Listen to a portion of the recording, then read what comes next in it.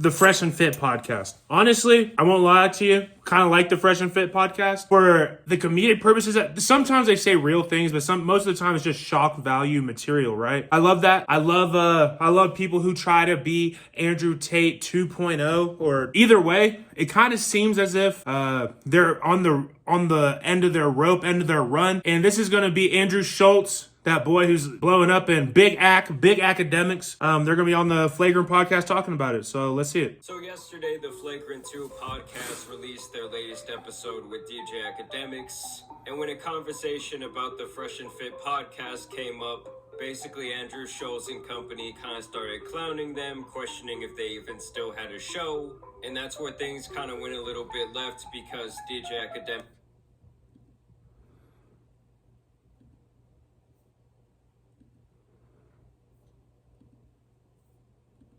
does seem to have a pretty close relationship with these guys.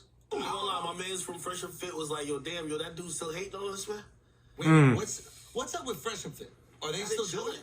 They cooling. But are they still doing the pod? Yeah, of course you mean still doing it. You're not watching? See, all right, this is what I like about Academics. He keeps shit straight. You know what I mean? He keeps it he keeps everything a rubber band with. And I like that this conversation is happening. Like any conversation with Academics and Andrew Schultz, I probably want to listen to because it's like an immovable object, Academics, big ass Nick, and an unstoppable force, Andrew Schultz, pause.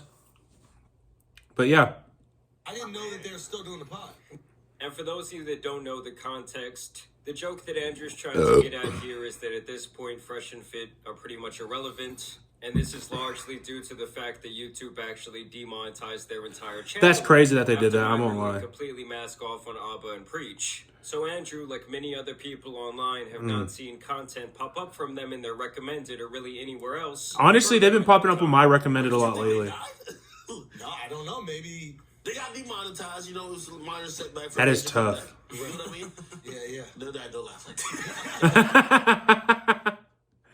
Bro, I don't know if Academics is funny or like if he's like a funny guy or if he's just or if he means to do it or not, you know what I mean? But tell us, so what's going on? Like, are they still? But they're still doing the pod. They're still doing the pod, man. They got some different monetization. That's fire, bro. Fake ass thing. What's their different monetization strategies? That's crazy. What's their different monetization strategies? Nah, hold on, man. I don't like how y'all. I feel like y'all been. You brought him up. I ain't bring him up. You brought him up. Yeah. And shout out to DJ Akademics one time. I mean, you guys know I'm not a fan of Fresh and Fit. But clearly these people were trying to make a joke at his friend's expense. Oh, God. Hey, Big Act be standing on 10 toes. That's facts. Big facts. That's why I fuck with Academics, bro. Don't be upset at us for shit you bring up. Y'all praying to my man's downfall. That is what it seems like. And you can join for just $1 down and $10 a month. Cancel anytime. Preying on downfall. You asked me if we watched their podcast. I'm a 40-year-old man who's happy. Why would I watch their podcast? 40-year-old man that's happy. That is true. That is not their demographic. These guys get it. These guys understand, bro. They understand. That is funny. Every month, I watch that shit probably. Yo, On the red days. On the red days. Red day after Do you still watch it? Do they have their own website? Or how do you You know, okay, this is what I don't like about the red pill community. Here's the thing, right? So to be completely honest, I like some of the things that they say make sense. Like for men growing up, you should understand you should understand how women can be at times. Do you know what I mean? But the only way they can really get people to the message is shock value material. And that's just, I don't know, man. Like Andrew Tate, might have been one of the most popular guys ever, but most of his stuff was shock value material, right? What do you think is that? I thought the podcast got taken off YouTube. No, got demonetized. That's the new What one. does that mean? And some of you guys might not know this, but in the past, I would say at least a year and a half ago, the guys from Fresh and Fit actually did go on the Flagrant 2 podcast. Wow. And you could tell the vibe was just a little bit awkward, that Akash and Andrew didn't really agree with a lot of the things that they say on their podcast. Bro, Myron looked like the Alaskan bullworm right now. I ain't gonna lie. He looks the same, though. You know what I mean? and you could kind of just feel the tension through the screen. And so, of course, with Myron being the alpha that he is, he Zesty! about this entire situation where he says, Andrew shows that That boy's zesty as hell. The biggest snakes on YouTube, them and their whole team at Flagrant. And to me, I just think, dude, how much more sensitive can you really get? Like, this guy is really angry because a comedian made a couple of jokes at his expense on a podcast. That's true. Like, is that the alpha male behavior that he proclaims? I mean, I guess them getting demonetized on YouTube is obviously still a very sensitive topic for him. That would suck. I mean, they probably lost a lot of money. They're probably making close to $100,000 a week. I mean, a month. Friends calling him irrelevant. But these are two guys that didn't even really mesh well with him on their one podcast appearance. There's just this running theme with these guys over at Fresh and Fit that they like to fling a lot of shit out at other people, especially... Bro, did he buy hair? Did he buy his hair back? Because, bro, that's not the same guy. Look at what hair can do for you. You know what I mean? But they do be pulling people up and just pulling girls up with OnlyFans and just swanton bombing them. But it's crazy because the girls really just go there to get more eyes on their OnlyFans. You know what I mean? These women on their podcast, but they really cannot take it when someone says something critical about them. And I still get comments from people like, oh, why don't you fuck with Fresh and Fit? And to me, it's like, do you not remember when they tried to get my YouTube channel deleted over a couple of jokes? So I didn't know that they had beef. Guys, they were all about free speech and basically talking your shit, tried to go behind the scenes and essentially do the equivalent of like going to HR and trying to get like 30 people in a company fired over something they said. And that is why that is crazy. I will never fuck with them. And you know, with Andrew being a stand-up comedian, he had to clap back where he says, Myron, you are a sensitive, talentless, bottom-feeding grifter. Your life's work is renting women and regurgitating other people's talking points. Damn! Your arms are not developed enough for your shirts you wear, and your co-host is pimping you. Damn! Merry Christmas. So Bro! I don't know why people try to get into it with Andrew Schultz, bro. He's from New York, he's Italian, and he makes a living with his words, dog. Like, that's nutty. I honestly think he couldn't give less of a fuck. I mean, you guys have to remember, this is a comedian's podcast. Jokes are going to be made at other people's expense. Like, some people can be... He had Logan Paul on, then like a month later, he was making all these jokes about him when Dylan Dennis came on. Like, to me, it's really just... That boy fake as hell, ain't he? Then Akash decided to throw his hand to the ring where he says, I said everything I had to say to your face. I guess you couldn't do the same. Was it hard to talk because I was scolding you and your co-host the entire episode? All right.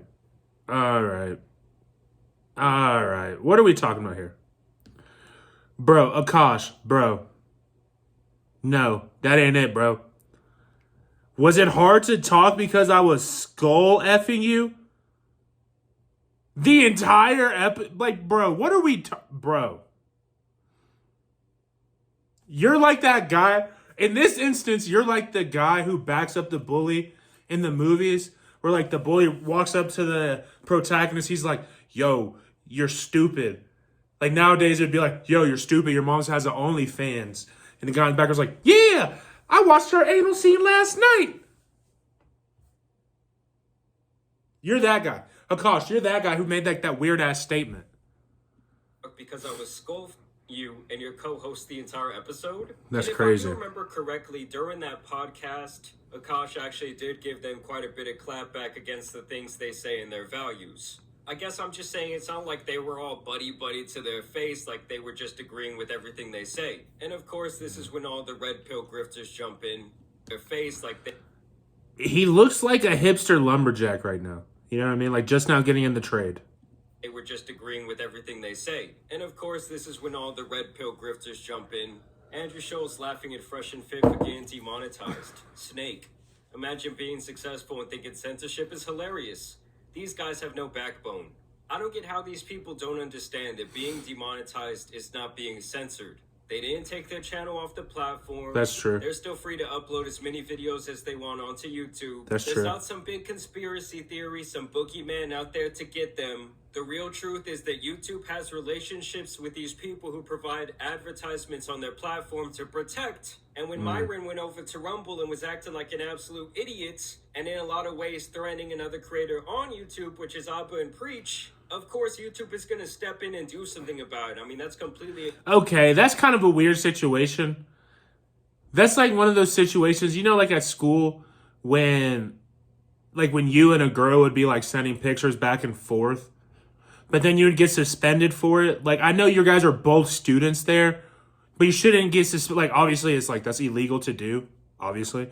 But I don't think you should be suspended for that. Like, I remember when a lot of people got suspended. I didn't, because I got zero ass during that time of my life. But, yeah, I don't understand that. If it was on Rumble, I don't know. I don't know. Against the terms of service. I don't get how people don't understand at this point that YouTube is a private company who can do really whatever the fuck they want. They're not a government entity. Like, if anything, the only one who tried to censor individuals here was Fresh and Fit back in the day. That's why this type of comment is just completely ironic. And I'm actually going to go out on a limb and say, if a white guy had done and said the things that Myron did about Abba and Preach, he probably would have got completely banned from the platform, not just demonetized. And even That's that the reverse biggest clown racism. in the entire red pill space had to step in to say this. The biggest pick me on planet who absolutely no man wants to be. Bro, this has to be an edited photo. It's like someone took her face with her thumb and was just like, With Pearl. She says Andrew Scholes is a failed comedian and Myron gets men to stop ending their lives. And he calls Myron a grifter. The audacity. And listen, failed comedian. I don't know. Scholes' I mean, career for he's close going to a Madison decade Square when he Garden. first started Probably going to sell out. his podcast with Charlemagne the God.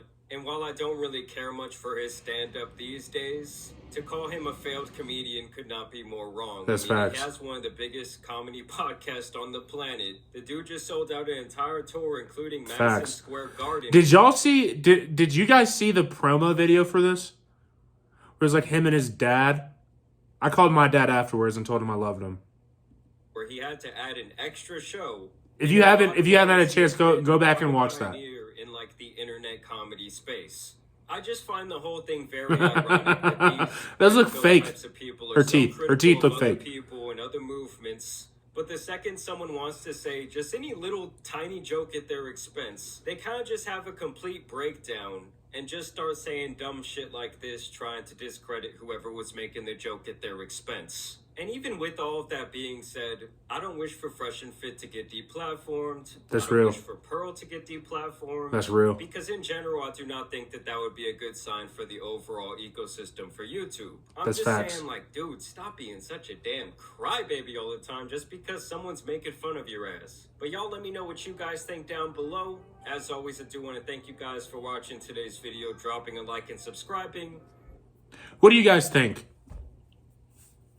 I mean, I understand why YouTube demonetized them, but I don't know. It is kind of weird that is a possibility, but this is also a private company, like Jamari said. I don't know. Fresh and Fit's kind of outdated. I feel like Red Pill was a pendulum swing from like 2021 to beginning of 2023. But now, I don't know. I feel like it's just weird. I feel like it's just people calling women sluts and shut the fuck up, you know? But then also, like I said, sometimes they say some real things.